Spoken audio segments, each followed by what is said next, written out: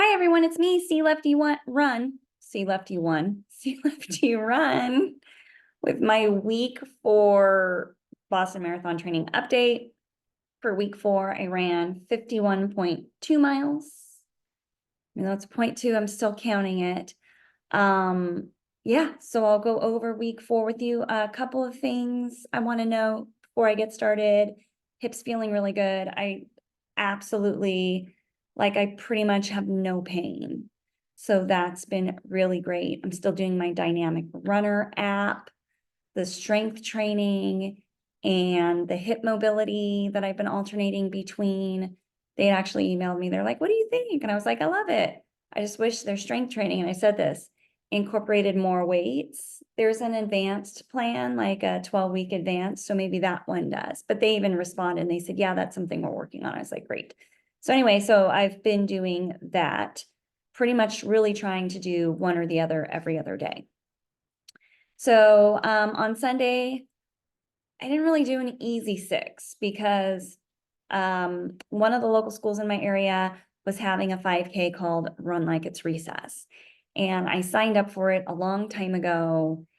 And I was kind of like, oh gosh, of course it's on my easy day. And then the day before I had just done that 13 in Palos Verdes. And I like to use Sunday as more of a recovery run.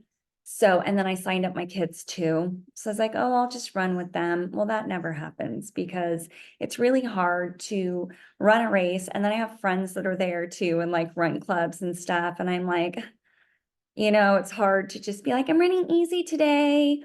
So I did my first 3 miles really easy. And then the 5K, which I was like, I'm just going to do it easy. It was kind of easy. My average for that 5K was an 8:35. So bringing my total average down for the run to 9:12. And I actually came out second in my age group. But my 5K time was a 26:40, which is nothing great. My average pace for that 5K was 8:35, if I already said that or not. So kind of cool. I came out second in my age group and I wasn't really trying. My heart rate was a 140. So Monday, because I did that, I really wanted to take Monday easy. I did the 6. It was raining outside. The streets were flooded. My friend joined me. I ran that in a 10:05 average pace. My heart rate was a 131. So pretty happy with that. Felt easy. Tuesday, I ran 7.5 miles and I had 6 times 800. And there is a note in my plan that says not to be run on the track. Well, I did it on the track because I can't do this run until later in the evening. And I don't want to, and I have friends that are like doing a track workout. So I don't do their track workout. I do my own, but it's just nice to be around other people. So I broke the rule. I did it on the track. And so I screwed up my watch somehow. And I don't think I felt the vibration after I did the first 800. And I kept running and I was like, God, this feels like a long 800. And I lost track of like the count. I actually ran 0.85, sprinted 0.85. My average pace for that was 6:55. So then I lap pressed, right? And then I went into the recovery. So that was kind of 2 together. Anyway, so I messed up one of the reps. I went too far. And then my next one was a 7:10, 6:59, 7:05, and 7:13. Then I did my cool down. My average heart rate for the whole run was 143, which I think is pretty good. In between each 800 was a quarter mile easy run. Wednesday, I did my rest. Thursday, I had 10 miles. It was pouring rain here. And I don't like I could do like easy runs on the treadmill. And I have a treadmill. I didn't want to do my marathon paced efforts on the treadmill. So I was avoiding it at all costs. I was really getting ready to like run on the treadmill. I had my Post-it with the different mileage and the paces I had to hit, since Garmin doesn't really collaborate to the treadmill well. And I posted it on there and then thought, let me take my dog for a walk real quick before. Walked her in the rain and was like, oh gosh, it's not even that bad out here. It stopped raining. the flooding had kind of dissipated. So it's like, I think I can tackle this outside. So I did a warm up, 2 mile warm up, 8:53. And then I did my 3 miles. I had 2 by 3 miles.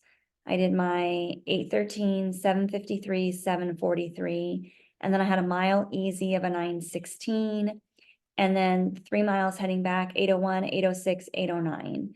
My easy mile was a 9:43. I will say there were stoplights interspersed, because what are you supposed to do? I couldn't run in the park was flooded. So yeah, I live in a city, I have stoplights. So yeah, when I get to the stoplight, I pause my watch. So I did have intermittent little breaks in between. But I was kind of trying to pull back a bit because I don't want to overdo it. This cycle, I'm like, I really am trying not to like overdo the paces. Like I don't want to run faster than. I just don't want to show up to Boston feeling overcooked. And last year I showed up feeling slightly overcooked. I don't know if it's because I came off of my November marathon and then we went right into training for Boston. I don't know if it was because it was an 18-week cycle, and 18-week cycles are rather long for me, especially if you like run throughout the year.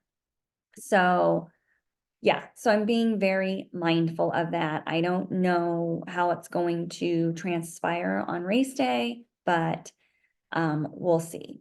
Friday, I did 6 easy, and I was sore on Friday after doing like running heart sore. Like my legs were really tired, they were kind of rickety.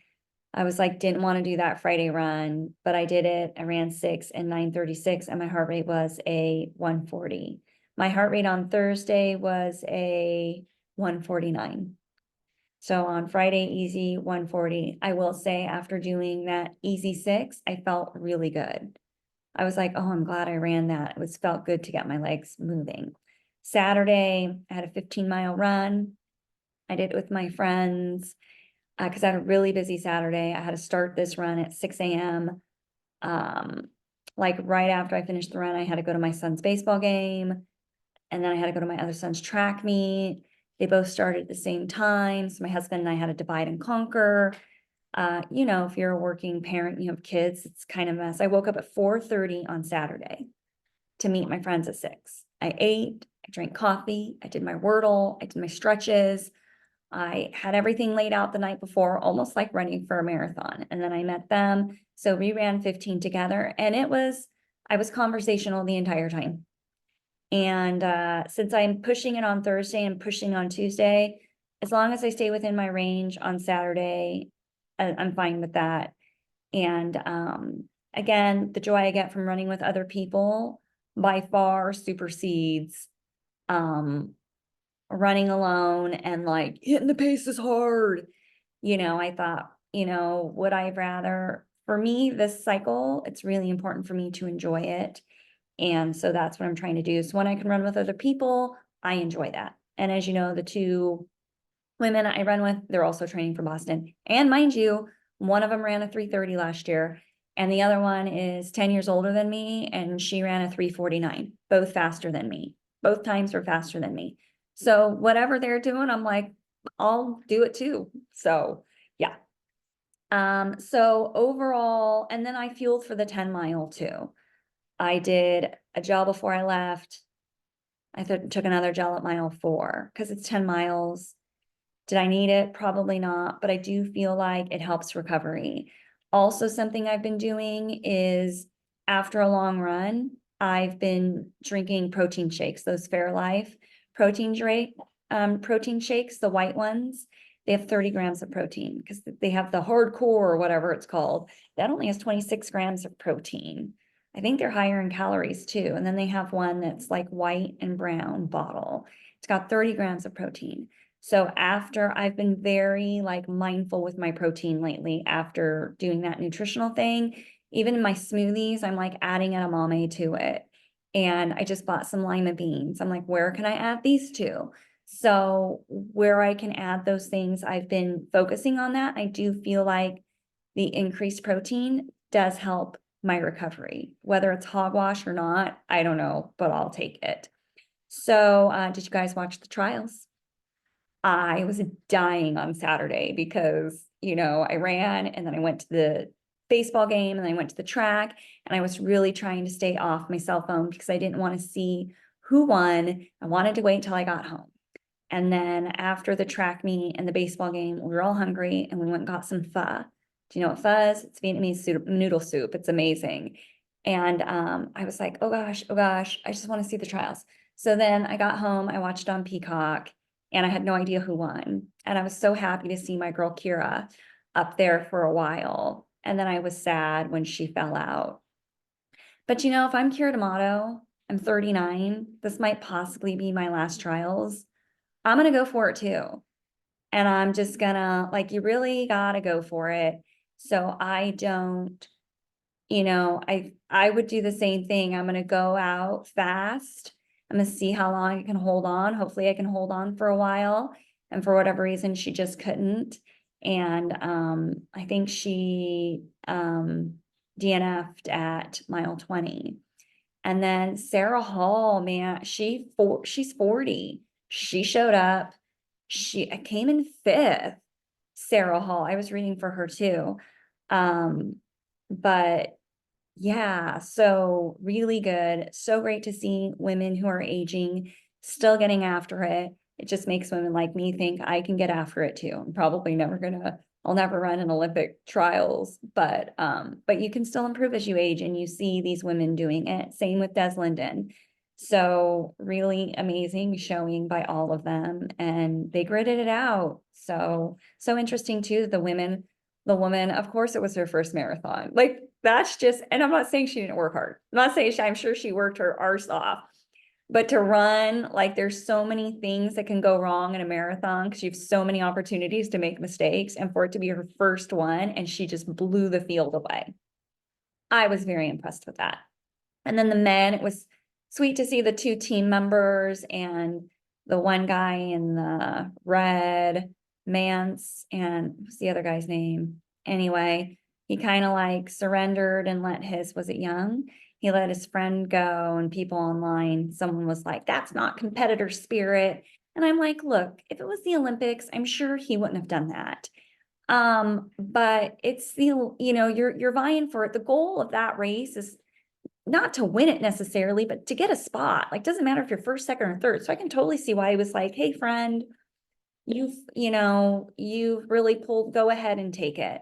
And, but if it was the Olympics, do you think that guy's going to do that? No. And I wouldn't expect him to. So anyway, I just thought that was interesting. Like, that's not, competitive spirit. I'm like, what are you talking about? They're training partners. Of course it is. Of course it is. It's just a mutual respect for each other. They had the 1 and 2 spots. I don't need to win it. I can let him go first. He can finish the second faster than me. That's fine. We'll duke it out at the Olympics. And it was nice to see that 3rd place guy. Sorry, I don't know his name, but it was just nice that, he was in the Army. So, and this was his second one, and he came in 4th the year before. So to see him make a comeback was pretty cool. And then that guy who can't think of his name. Sorry, I didn't write it all down. I'm not a reporter. He was leading the trials pretty much the whole way, kind of set the pace. And then at the end fell out, I think came in 5th. I felt bad for him. But what he did was really impressive, and he pulled those other guys along for a long time. So anyway, it was great race to watch. Might be more exciting than the Olympics. Did I tell you we're getting some Olympic Games here in Long Beach in 2028? I think the triathlon and rowing. So yeah, it's pretty cool because my oldest son will be 18, and I was telling him yesterday, I was like, you're going to really appreciate it. You're going to totally get it.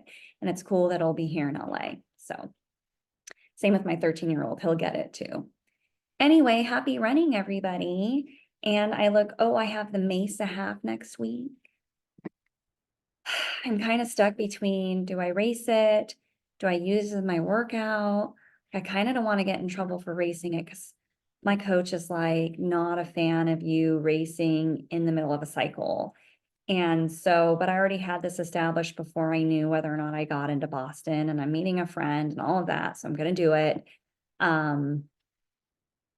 But it would be really hard for me, like, not to just like really, my half marathon times aren't great. I think my PR is like a 1:51. I just don't run them all the time. The last one I did was 2019, maybe. before I started training like I do now, so I don't know, I kind of want to see what my half would look like, and Mace is a good course to see what you got, but then I don't want to wear myself out for the following week. I don't know. We'll see. But I ran 15 on Saturday, so anyway, I don't know what I'm going to do yet. I'll let you know next week. Have a great one. See you soon.